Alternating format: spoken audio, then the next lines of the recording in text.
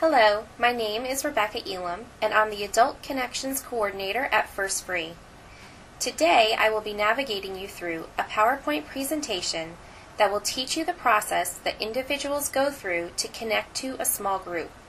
There are 3 parts to this process, beginning with the initial inquiry to find a group, the small group leader's responsibilities, and the small group coordinator's job.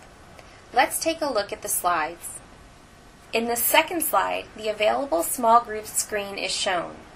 Individuals may view available small groups anytime through their My First Free login. Note the black arrow pointing to the link for available small groups. On screen 3, we have a listing of all available small groups. The Inquirer will click on Request Info for a particular group to request more information. Please note the black arrow on the right side of the screen pointing to Request Info. On page 4, the Inquirer sends a request. The Inquirer will be able to indicate a day and time which is most convenient to contact him and also add comments or questions about the group. By clicking Send Request, it sends an email to the small group leader. The Inquirer is unable to view the small group leader's email address. If you scan to the middle of the page, you will see that Joanne Moore, the Inquirer, has listed comments for the small group leader, Terry Duntley. On slide 5, after the request is sent, the user is taken back to the search screen and a note confirming the sent request pops up on the screen. The user can request info from other groups using the same process. This means the Inquirer can send a request to multiple small groups. Please note the black arrow on the right side of the screen notifying the Inquirer that a request has been sent to the small group leader. On slide 6, it shows the small group leaders receive emails requesting info on their small group. Make sure your email filters will accept emails from the domain acstechnologies.com. When a request is received, the small group leader needs to take 2 actions. 1. Respond to the inquiry. And 2, let the small group coordinator, Rebecca Elam, know you have followed up with the inquiry. On slide 7, we'll be responding to a request for information.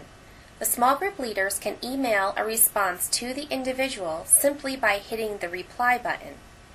Below is the email from one small group leader to the Inquirer. On slide 8, the small group leader will follow up with the Adult Connection Coordinator, Rebecca Elam. Use your My First Free login. Anyone who has requested information on your small group will be listed on your My First Free homepage under My Assigned Group Connections. Click on the person's name.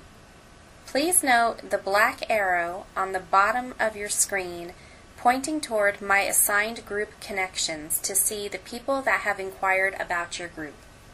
On slide 9, it shows the small group leader inputting the results of the contact. The small group tracking coordinator receives the results. The small group leader completes the small group connection. 1. They input the date of contact. 2. They input how the contact was made. 3. They escalate to Rebecca Elam for placement in small group or further action. 4. They input any additional comments on the contact. 5. They click Save. On slide 10, the Adult Connection Coordinator places individuals on the small group roster or works with the Inquirer to locate another small group to try. It is imperative that you, as a small group leader, communicate well to the Inquirer and the Adult Connection Coordinator.